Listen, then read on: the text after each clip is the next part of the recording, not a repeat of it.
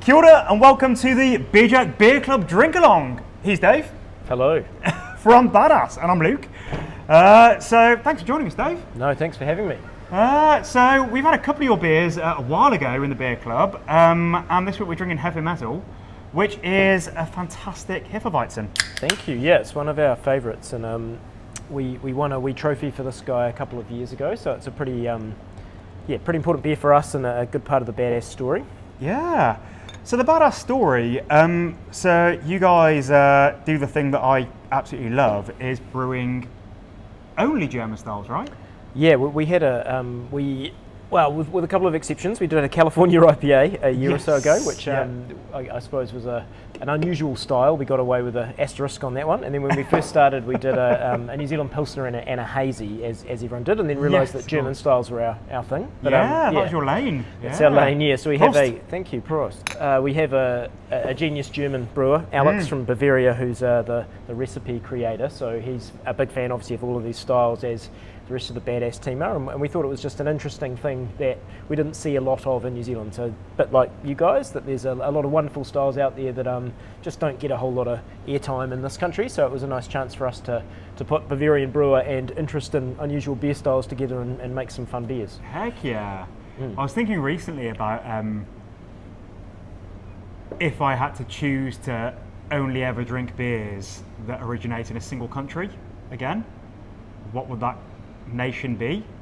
And it would be Germany. I think so, yeah. Definitely. It's a cracking pub question, that one, right? So, yeah, you're not drinking IPAs. No. You're not drinking bitters and milds, no New Zealand Pilsners, but I mean, besides the hoppy beers, but Germany has everything, right? I think so, yeah. The Belgians might have an argument in this one too, but I reckon Germany would be the winner there. Definitely some great variety and a few rando regional things that would keep you interested. Totally, yeah. Your Rauchbeers, Schwarzbeers, your Box. You've got Braunschweiger Mum to sort of keep your Imperial Stout. Yeah, that's right. Contingent happy. And some great lower alcohol things, a Berliner Weiss. There's a lot of things if you're just after a wee sessioner, a Kirsch. Yeah. So there's a good spread of styles.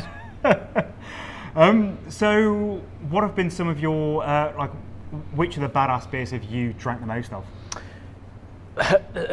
Some might be the ones that we made too much of and had a bit left over in the garage. But I know what that's like. Yeah, I think this is probably one of my real favourites, and so for us, winning the trophy was a really, really cool moment. But I do just love this style, and I like our version of it a lot. I'm a big fan of Disco Inferno, our Schwarz beer as well, which is got the last case of that left in the world sitting in this beer room, so that's pretty and tasting pretty good. Yeah. And then and love the Kirsch as well, Sloth. So I think that's a style that I'd love more people to do. I just could drink that all day, every day. So it's a great style that we enjoyed our version of that. All of these styles, it's a strange thing how wheat beer is so unpopular in New Zealand. Yeah, it is. It is a bit polarising, right? Which is one of the good things. But it's one of those beers definitely that at a beer festival, or if you get the chance to introduce it to people, that you have a reasonable hit rate of people enjoying it. And obviously, Germany, Belgium. There's other parts of the world where they're really big. Like America loves a wheat beer, the American wheat style. Yeah, Blue Moon. Huge absolutely. South Korea loves wheat beer, so they're a massive market for people like Hugarden. So I think it may still happen in New Zealand. That was our little nudge to try it, which don't know if we quite shifted the dial on that one. But I'd love, it's great seeing more people, I think, making these styles in the last couple of years, and so it might crack the New Zealand market one day. One day. Well, they're big in Mongolia.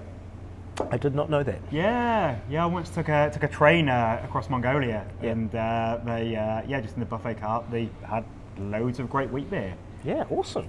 So it's interesting sort of seeing which regions different things are popular in. But I've always wondered if maybe I don't know if there was a really bad wheat beer from Monteith's or Max or someone years ago, and we just associate it with. Because look at the bar here, we'll have a wheat beer on. People are like, oh, I don't like wheat beer. And you pour them a splash, and they're like, oh, actually, that's quite nice. Yeah. So the thing I love doing is forcing people to try new things and 100%. Get some converts sometimes. But it's super refreshing and like lovely spritzy carb. It's quite a different drinking experience. Like it does feel like you're moving outside of your norm. It feels like a nice special moment having a good, especially a Hefe. I think I love the German style more than the wit beer. But it's just a great beer. And it's alive. There's just a beautiful freshness to it. There's lots of layers. There's a lot going on here. So Obviously, you're not the brewer at Badass, but tell us a little bit about the recipe. Yeah, so it's a pretty traditional Bavarian wheat beer, so 51% wheat in the bill, which is the way to do it.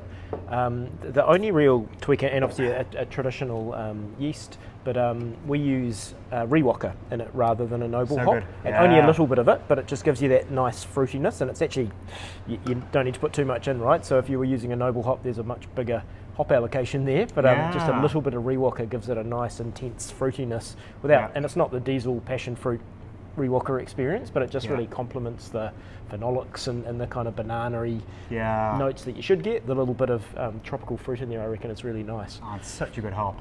Yeah, so versatile. Yeah, in small doses, I think, if for people who don't love it. But it can definitely. Yeah, you're right about the sort of diesel and the sort of divisiveness. Definitely. So tell us about the name and the artwork on this one. Yeah, well, so my background, and Devon and Lisa, who are two of the other badasses, is in kind of marketing and product development and design. So Devon's a designer by trade.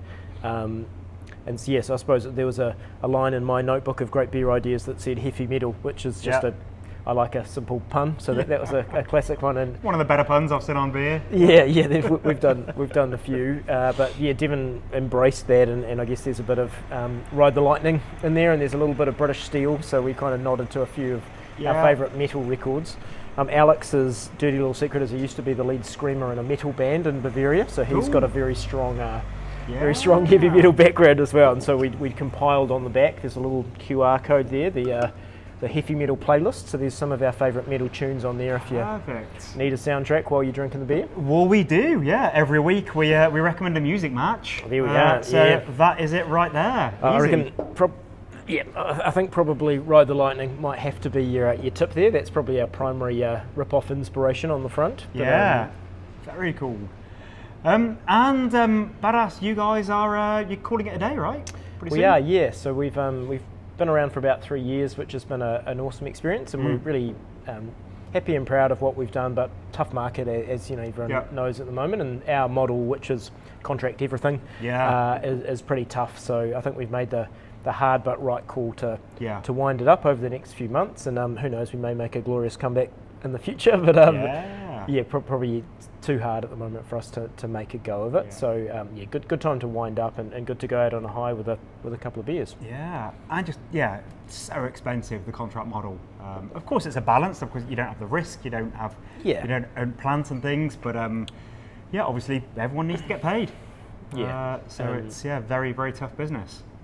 But no, super happy to have given it a go, and this guy particularly winning a few medals, and then we've had Hefe Metal and Countdown, so hopefully we've had a few people pick up a can with an interesting label and try a wheat beer for the first time, and hopefully we've nudged that little wheat beer quest along a little further. Oh, you guys should be so proud of what you've done. You've fantastic beers out, as I say, pushing the German beer agenda. What a journey. Well, we're coming back in a couple of weeks to drink another one of your beers. Yes, we are. So I'll chat to you a little bit more about the journey with Badass next time we get a beer together. Sounds good, thank you. Oh, thanks for joining us. No, thanks for having me. Cheers. Cheers. Prost. See you next time. Enjoy.